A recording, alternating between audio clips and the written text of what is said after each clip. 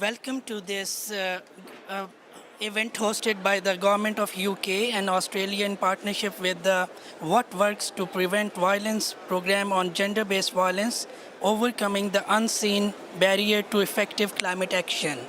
I am Ali Raza Rizvi. I am Head of Climate Change and Energy Transition at IUCN and also Head of Human Rights and Conservation.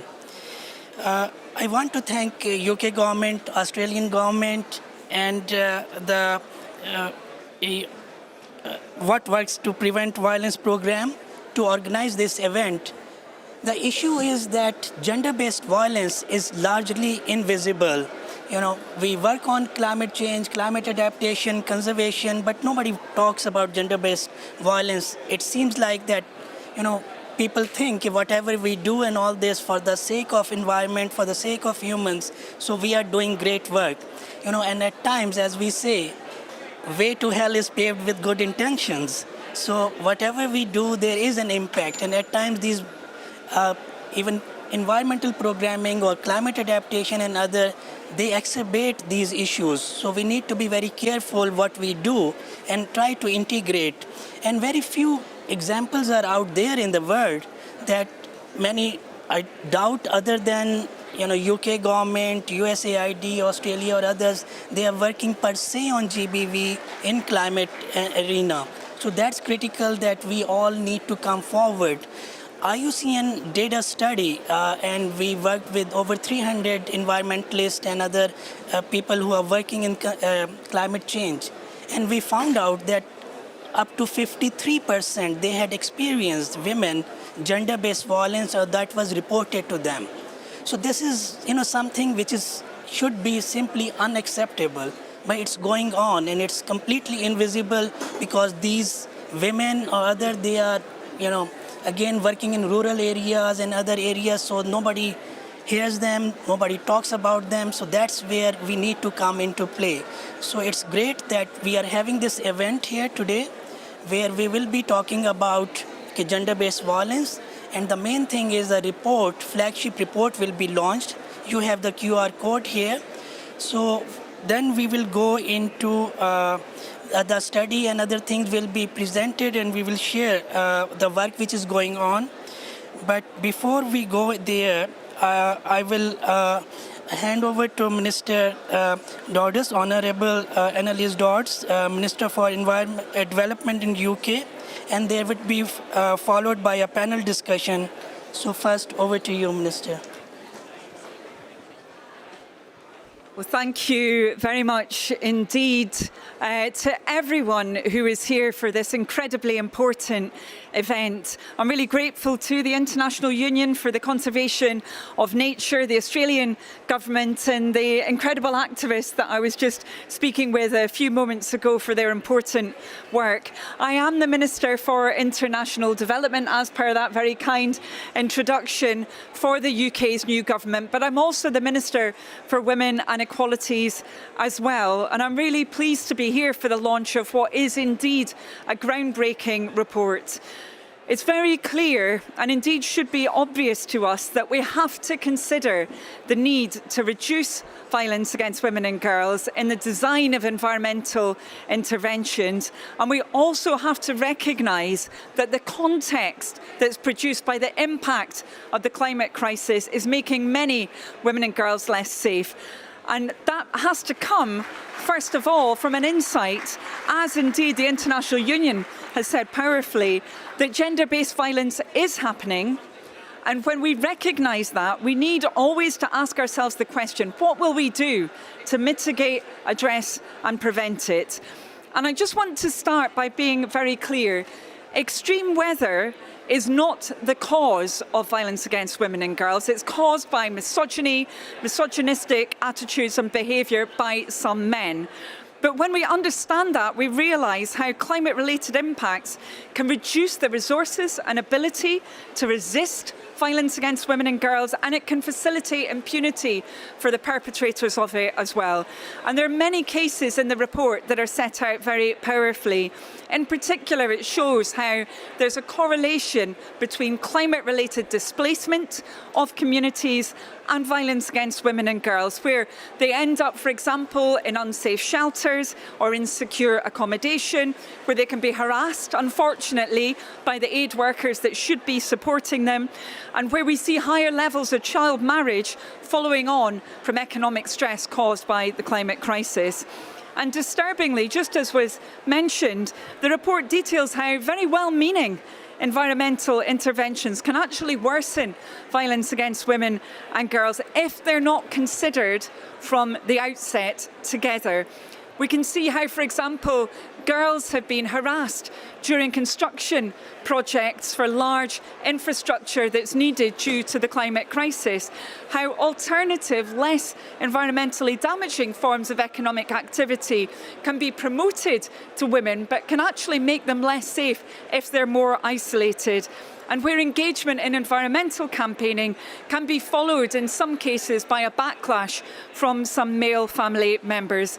So we've got to bring these worlds of evidence together so that we understand what works to combat the climate and nature crisis and what works to combat the crisis in violence against women and girls, which is an epidemic. When we do that, we build community support for action against the climate and nature crisis. We have a genuinely just transition. We give that phrase real meaning, and we have some really exciting examples of doing that in this report. Some really impressive work from the Marshall Islands, from Kiribati and elsewhere, about how we can make interventions effective, how we can reduce harm for women and girls, for LGBT plus people, as well for other minorities, how we can drive forward that change. Let's make sure that we do so together. Thank you all for being here, and I'm sure this will be a really productive discussion. I'm sorry I can't stay for all of it. Thank you all. Thanks a lot.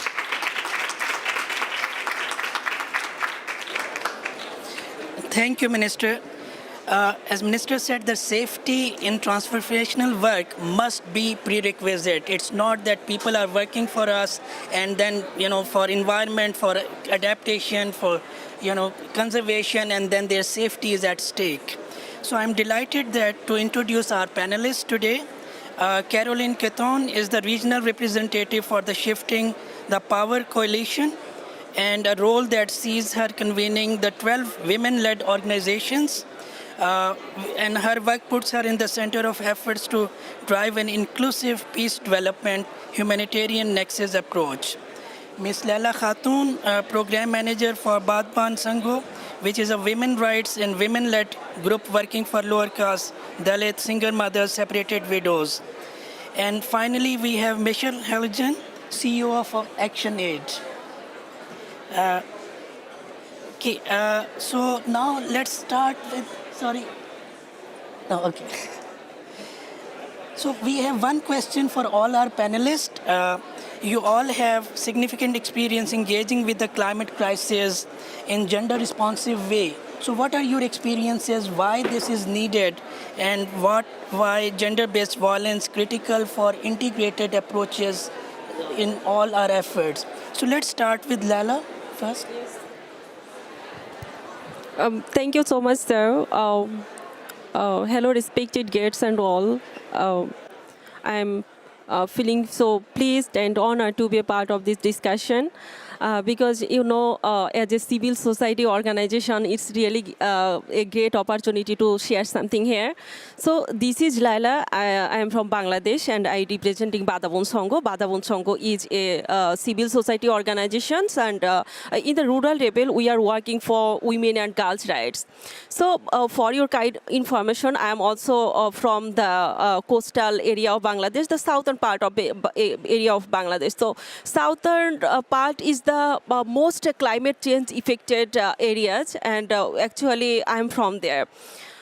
So basically in each of our every program we include the gender-based violence, and also we have two separated program like Women Action for Climate Justice, and also GVV, Combat Violence Against Women and Girls.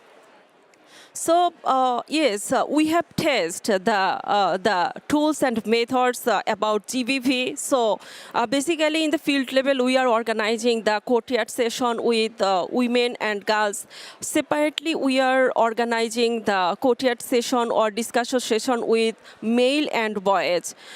Beside it, we are organizing the awareness folk songs in the larger population in the local level, and also reporting tools is also included here.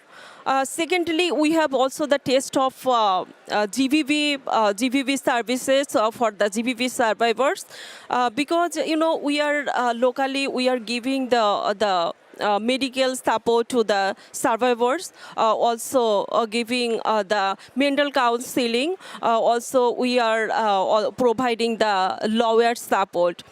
So basically, as a civil society organizations, so we are working in the local level. So we have the fund barriers. So yes, we have also the plan of giving the survivors residential support, because my experience said, like in the rural areas, when something went to be wrong with the survivors, even the family leave them.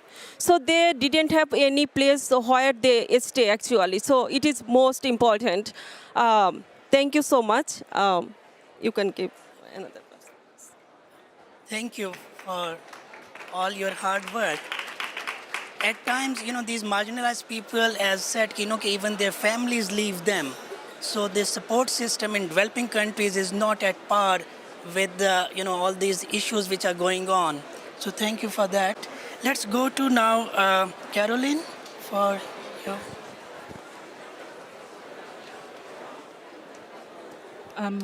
Thank you. Thank you, Leila, for sharing your experiences in South Bangladesh. I'm just going to make a slight correction. My name is actually Caroline Kitione. It is phonetic. But I do want to say that while I live in Fiji, the Shifting the Power Coalition actually works across 6 Pacific Island countries. And we do have 13 partner organizations, all women-led, all based in Pacific communities as well. And I do want to share the experiences that some of our partners have lived through, but also some of the experiences that they've got from, that they've heard and they've documented from their communities as well. It's common knowledge in some Pacific communities that the women are primarily responsible for agricultural practices in the countries that they come from. And so with the effect of climate change, they know that when they're unable to put food on the table, it's not just about starvation.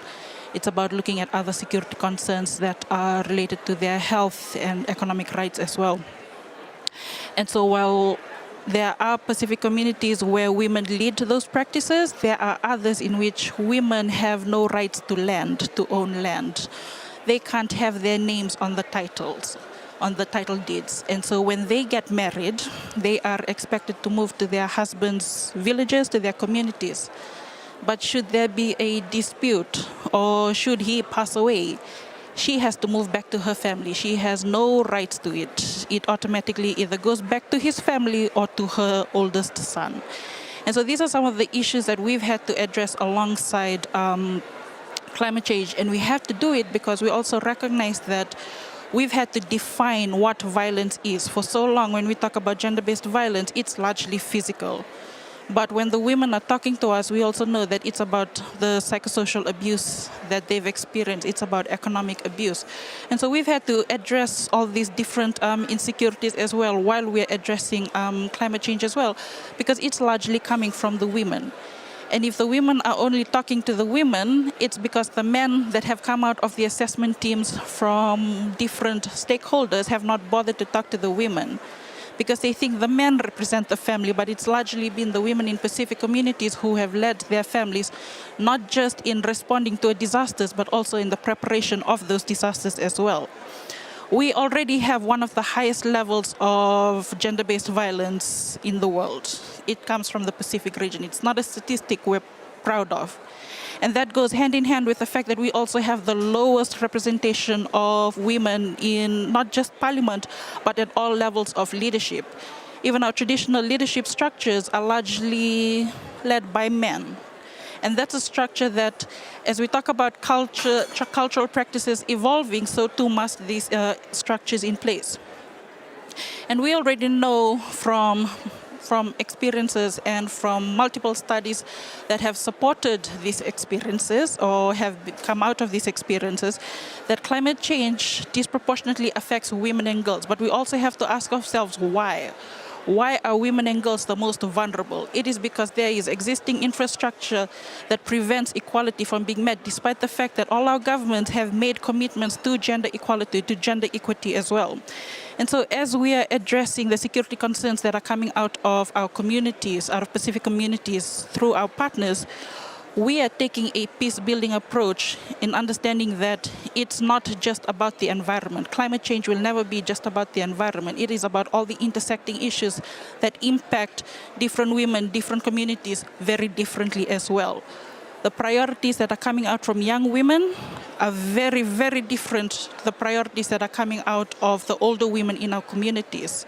The priorities coming from women with disability will always be very, very different to the priorities that are coming out of the young women's networks as well. And these are conversations we've had to have, because as we talk about leave no one behind, we have to take a look at who's at the table with us making those decisions, and we have to take stock of the fact that not everyone is at the table with us. And so in talking about strategies and approaches to address all the intersecting crises, including climate change, we have to look at redesigning that table as well. It's not always just about breaking the table and building something better. Sometimes we need to just strengthen the table with extra nuts and bolts and redesigning who gets to sit with us. This is something that's come up of the young women who work within the coalition. They're putting up very strong boundaries about who they want to work with, because they have to trust that other partners have the same concerns or will respect the concerns and priorities that they have. That's violence within the systems as well. When partners, when young women, when diverse women can't trust you to hold their priorities or to create that safe space with you, they will not work with you. And so it's also been about redesigning how we approach some of these conversations as well. Because what we've also learned is that even for those of us who work in coalitions or who work in organizations who are based in urban communities and who have access to some of these communities, we also have to be careful about how we tread or how we enter some of these conversations as well with those communities. Because it's been about building trust, but also to identify what our current entryway has been into some of these communities as well. We don't go in with our lens to say that, oh, this is how women's rights should be in rural communities. They will chase you out without a doubt, and they will not think two thoughts about it. And so it's about finding entryways. Who are our allies in those communities that can help us have those conversations? But also, how do we create the space to start to have those conversations? And so our approach to addressing gender-based violence in those communities as we're addressing climate change is to also address not just the fact that we have to respond post-disasters, but the fact that the preparedness work has to start months, years before the disaster strike. In some development spaces, we have we seem to take the approach of we'll get there when we get there.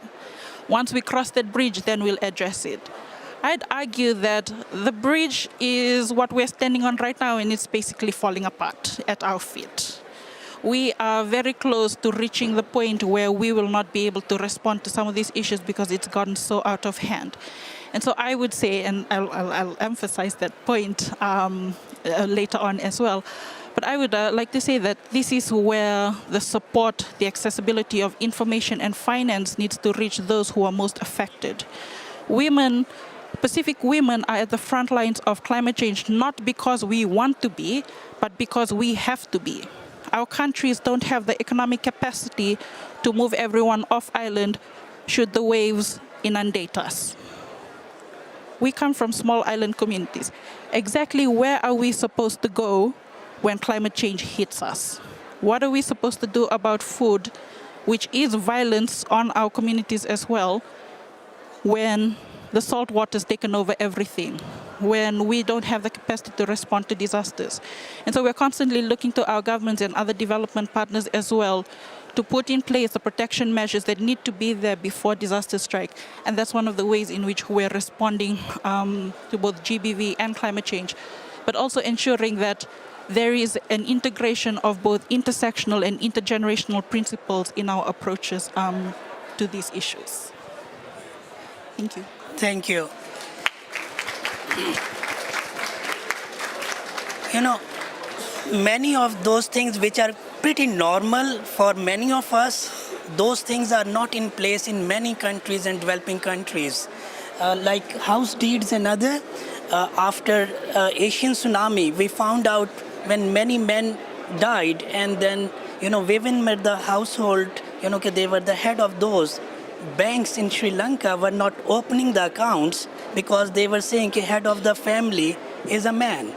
So they did not have it, and it took many organizations number of years to give them those rights. So there are many things which are going on, and that's why we call it like it's invisible in many cases. So many a time it's not addressed because we don't know about it.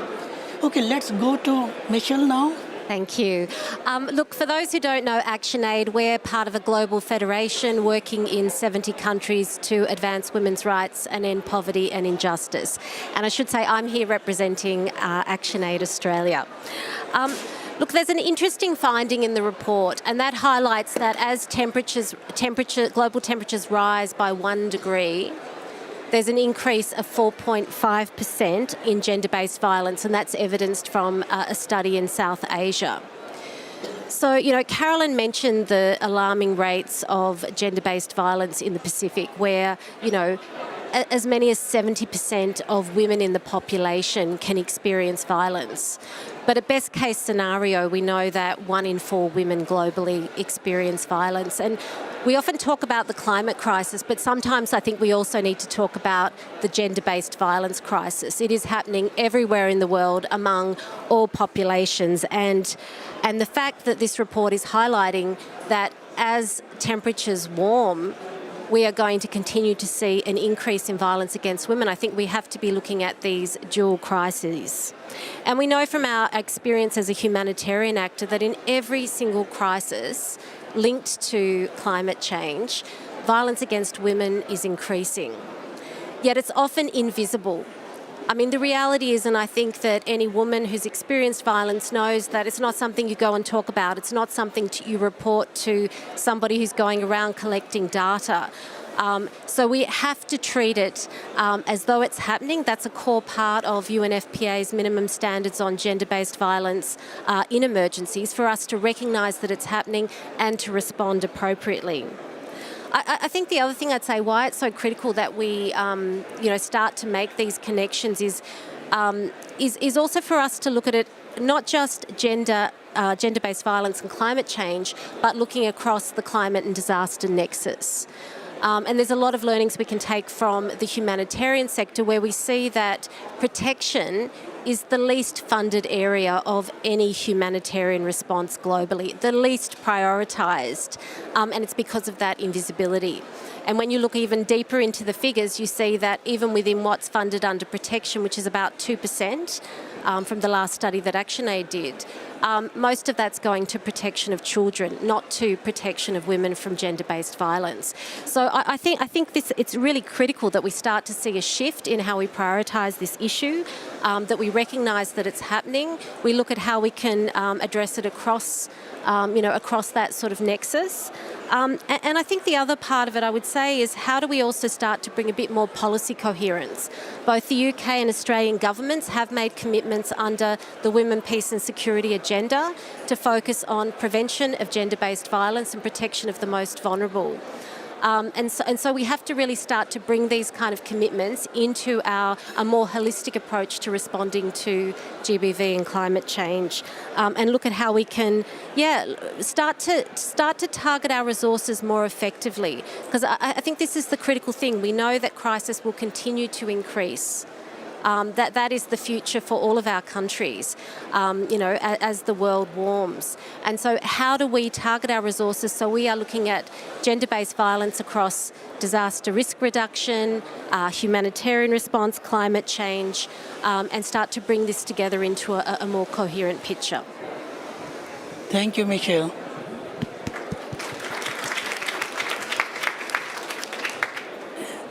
Now let's have another round of experiences sharing.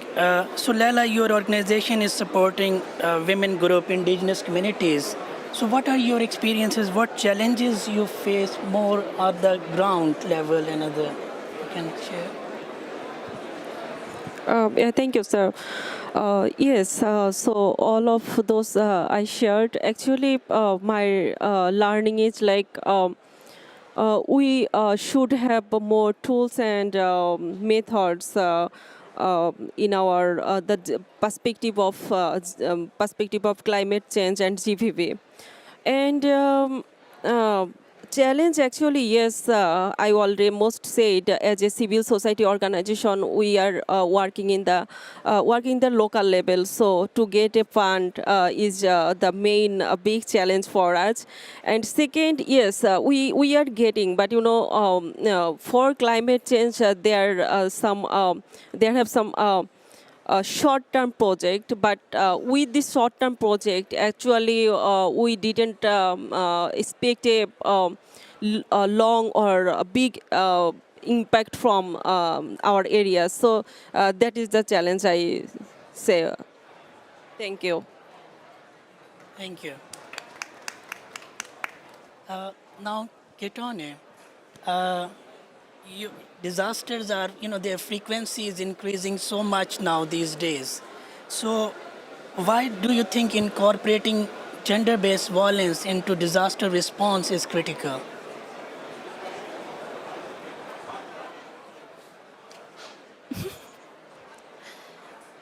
I'm trying not to be emotional thinking about the experiences at home.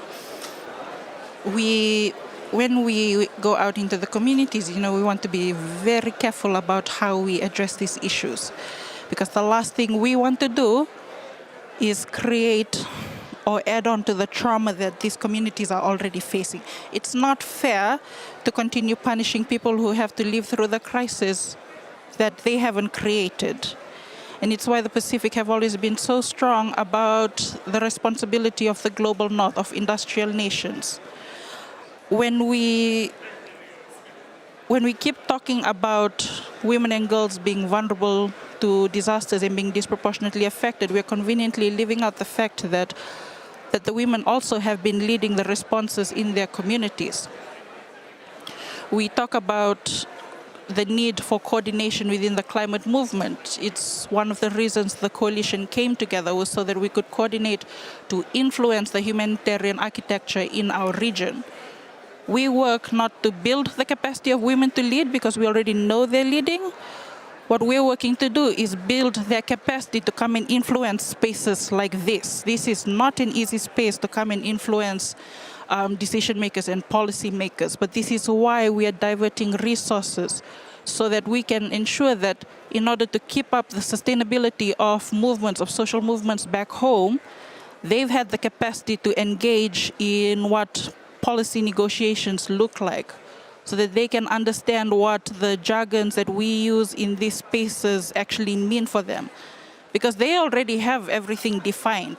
It's just not in the same way that we've defined it in these policy spaces. We talk about decolonization and localization in the movements. That means nothing to people who are hungry, who have to think about climate mobility constantly. We define climate refugees in the sense of climate mobility, but all people know is that they are leaving behind their families. And I don't mean the families who are still alive, I mean the families that they've had to bury in ancestral land that they will no longer have access to. And so as we are constantly talking about the need to build capacity, the truth is it's about strengthening their capacity to come here and speak for themselves. But we also recognize that we can't do that because it's expensive to get here. It took us 2 days to get here. It took us almost 10K AUD to get a flight here just so that we could put our point across. But what we are doing is a coalition is looking at what already exists so that we don't have to duplicate efforts. And I want to give an example of systems that have worked for our partners in their countries that we are now, that our other partners are now contextualizing as well. One of them is Women Weta Mweta in Vanuatu. They've used that platform to design safe spaces for their communities using cultural and kinship approaches to be able to have some of those conversations. And it isn't just about creating that safe space where women can talk about their priorities. It's also been an avenue of advocacy as well, to be able to take those conversations to the policymakers so that those policymakers can come down to the ground, listen to the women, and influence the kind of information that the women need that needs to come out from the stakeholders. That method was also adapted for the COVID-19 response in the autonomous region of Bougainville through the Marigot Power, Marigot Information. And it was an opportunity to use existing technology, SMS blasts, to work with telcos in their communities, in their countries, to be able to send out messages to keep people safe. Because it does not make sense to just say, hey, vaccination is here, here, here, go here for this. You have to explain to people why they need to be vaccinated, and you have to put it in a way that makes sense to them. The same thing that Women Weta Mweta was designed to do back in Vanuatu. You can't just tell people that it's going to rain 10 millimeters in this location. You have to explain to people why it matters to them. This amount of rain is going to lead to potential flooding in your areas.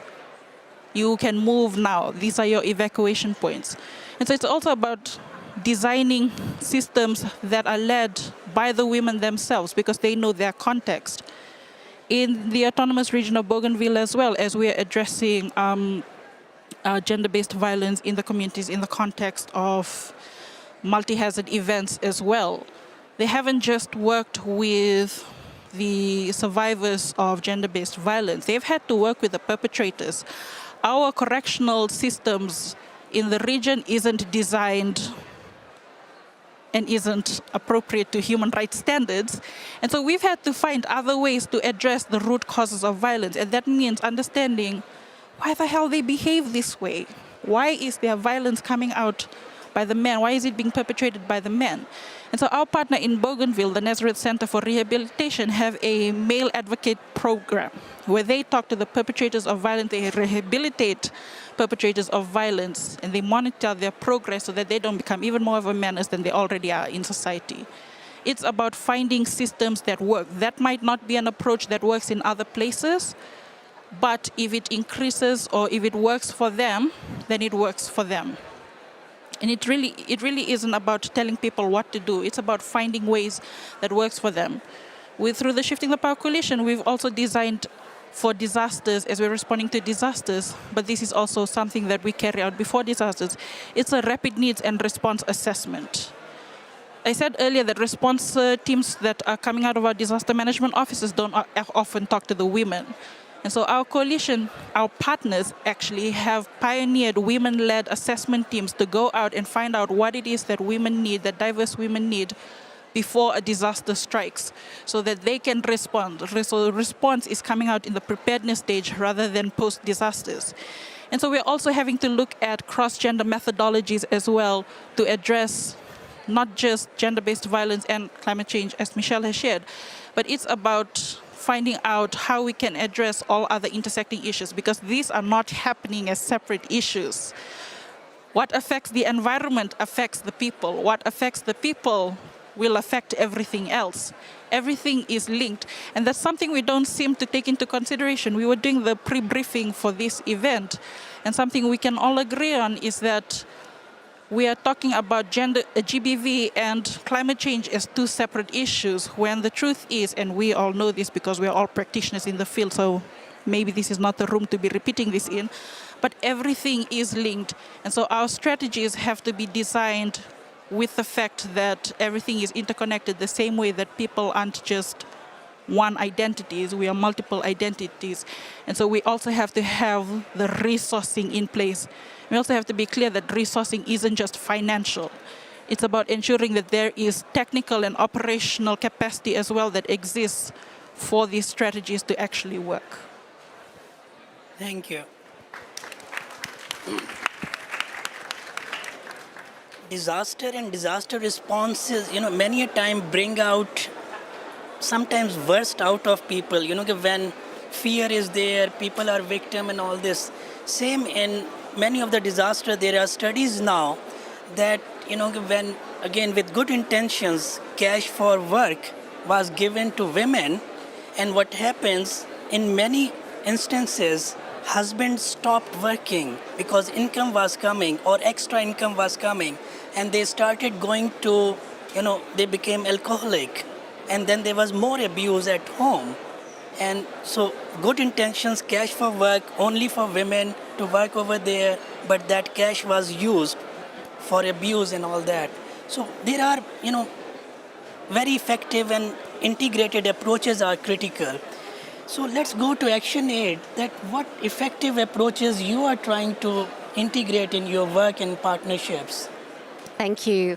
Well, look, what I wanted to share is an approach that ActionAid has pioneered, women-led community-based protection. It's been developed by ActionAid Australia with our partners in the UK, Haiti, Kenya, Bangladesh, India, and also piloted in countries like Vanuatu, Jordan and Bangladesh.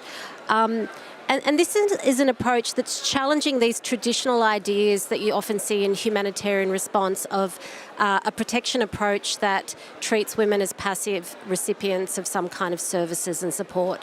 It's really about how we can support women's own agency and capability to drive their own protection. So it's an approach that works really across that climate disaster nexus or peacetime and can then sort of spike and scale up support in a conflict setting. And at its heart is how can we support women from climate affected communities to be able to identify and define their own protection needs in response to climate change, in response to crisis, and to draw on their own capacities, their own networks, their own knowledge to be able to respond. So it uses very much participatory-based approaches. It draws on safe spaces that Carolyn spoke about, and is about the collective power of women to be able to respond to issues like gender-based violence, which we know, obviously increase in both contexts of climate change and disasters. And I think, from our perspective, and particularly, we've done work to pilot this approach in Vanuatu. I think it's important to remember, and I'm sure for some in this room, it also holds true that in some communities there are no police posts. There are no services that can support women. So it's really about how women can draw on their own capabilities. I think part of the approach is also to be transformative by looking at and supporting women to identify what are the root causes of those protection threats that they do face in a crisis, and how can they work to address them. It obviously also does look at how they can map out linkages and support to other protection actors and networks. I think definitely it has to work within a broader system, but it allows them to drive that agenda on their own terms. And I think that what we've seen is that this kind of approach, it's also, I think, one of the other sort of defining principles is that it is intersectional, like Carolyn says, and doesn't treat all women at the same, but tries to identify what are some of the specific issues facing different groups of women, and encourages women to do their own analysis, to recognise that yes, all women face certain threats, but some women face greater threats. And so, for example, in Vanuatu, we've seen particularly the situation for women with disabilities. Not only heightened vulnerability when a crisis hits, but also high levels of violence that they're experiencing in their own homes, with their carers, with their partners. And so how can women together collectively try to support effective responses to that? I think what's exciting about this approach is that we've just recently done an impact assessment that is looking at this investment in Vanuatu that's been made, which community-based protection underpins it, and it's actually showing transformative impact for women. And I think the fact that women are now leading, I think that's being recognised in their communities, in their households. It's starting to trigger generational change for their daughters. And they've also been able to collectively influence for improved services, even getting a police post on one of the islands. So these kind of approaches where we recognise that inherent capability, not only I think is it cost effective, because, this is women driving their own protection, they're not being paid to do it, they're doing it for themselves. So cost effective, but also has that ability to to really spike when a crisis hits as well, and really draw on community resources. Thank you. Thank you, Michelle. Okay, now very briefly, if you can respond to that, we are at climate, COP, the largest gathering of climate experts, policymakers. So what are your messages, key messages to them that they can better understand and then integrate gender-based violence into policy and action? So let's start with you, Laila. Yeah, thank you so much. I have just two message. No, just not kind of a message. Just I would like to request to all of the actors, like we need to investing more for gender-based violence issue in the climate change, and also we need to design the strategic planning, long-term strategic planning program for the coastal area. Otherwise, with short-term project, we can't bring out a positive result or big impact from the coastal area. So that is my request to the actors. Thank you.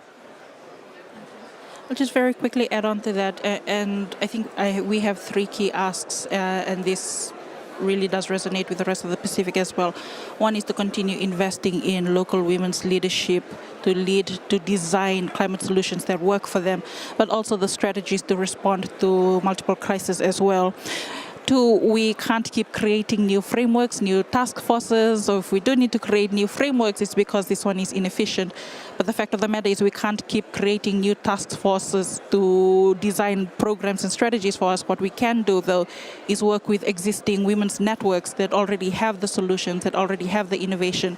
But in order to do that, we need access to the funding and information that often isn't available to grassroots communities as well, which is why the Pacific has been so big here in the climate spaces, to ensure that climate finances reaches the people that actually need it. Less than 1% of global climate finance reaches the Pacific. Half of that, less than half of that, even reaches women's networks in the Pacific, really women who are already on the front lines of disasters. And so we're looking for radical shift, but radical shift in these spaces mean a fundamental rethinking of who we're working with, how we're working with, and how we can actually support and strengthen the capacity of Pacific communities to actually respond to these changes, to these disasters, but also how can they access both the information and the financing that's available in the global spaces that should be made available to communities on the ground.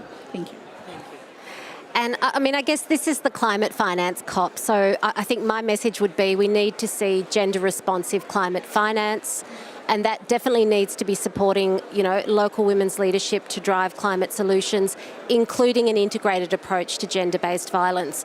I think sometimes those of us who've worked in this area for a long time, we're sick and tired of talking about it. I think what we need to see is responses resourced that can tackle this issue. And gender-based violence should be in our national action plans on climate change. We have to work towards greater policy coherence, not seeing these things in silos, but ultimately we have to get resources on the table to be able to tackle this issue. Thank you, Michelle. Please join me in giving a big hand to our panelists.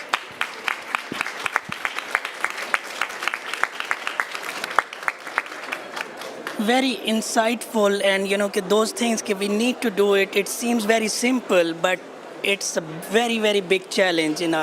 So now I would like to invite Australian Ambassador for Climate Change, Kristen Terley, to deliver the closing remarks for the event.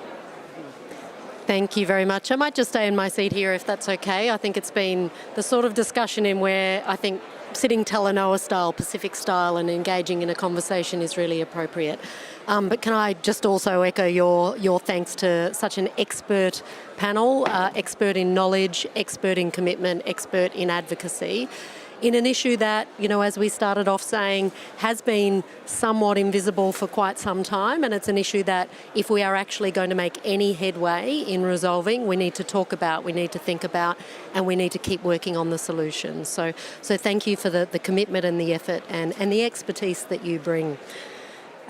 Look, I want to acknowledge the UK government. As you heard, today's report that's being released and indeed the panel that you've all just listened to is a product of some collaboration between the Australian government and Australia. And just to give you the bureaucratic background, which I think is somewhat interesting, is that earlier this year in March, Australia's Foreign Minister and the then UK Foreign Secretary agreed that our two countries would work together more on gender-based, on trying to solve the issues of gender-based violence and the climate nexus, and actually signed an MOU to collaborate on further work focused on the Pacific and Southeast Asia. So as I said, this is step one under that work.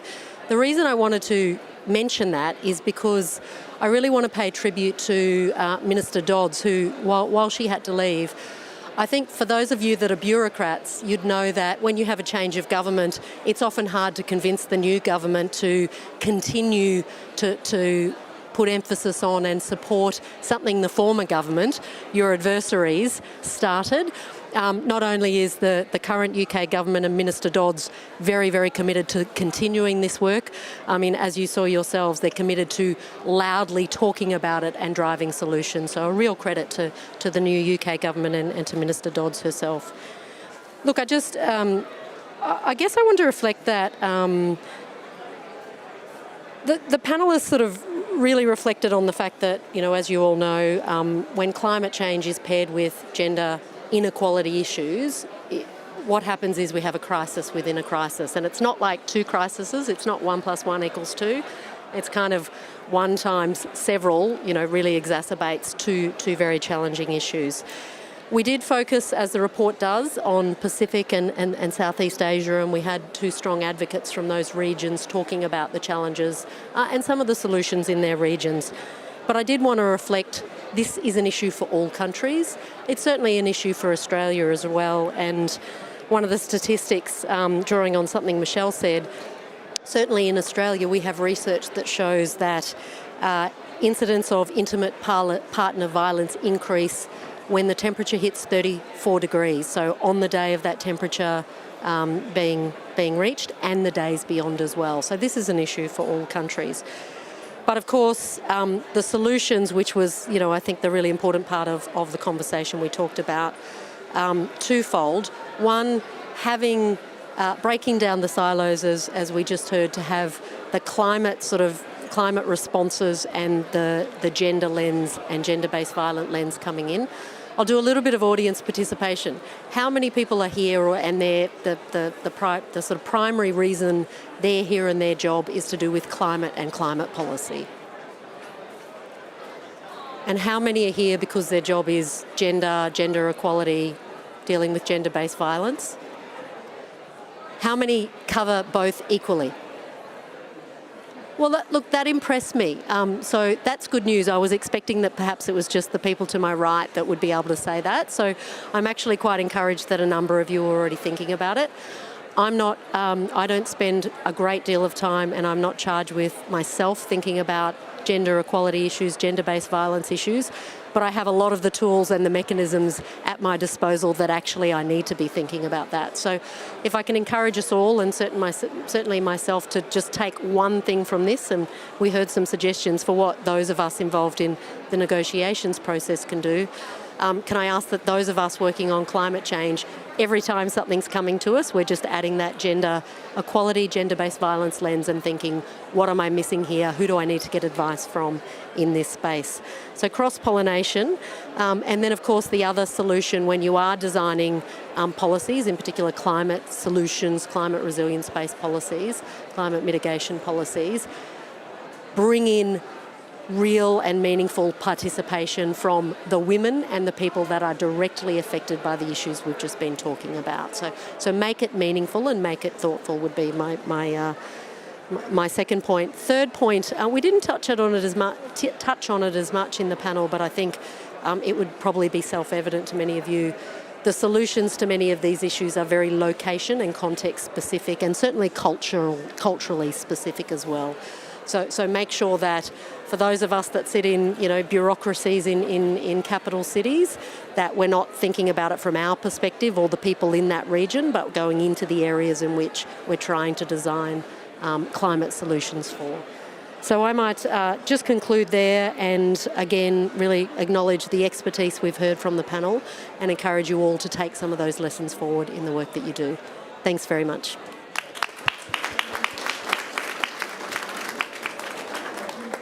Thank you, Ambassador Tilley.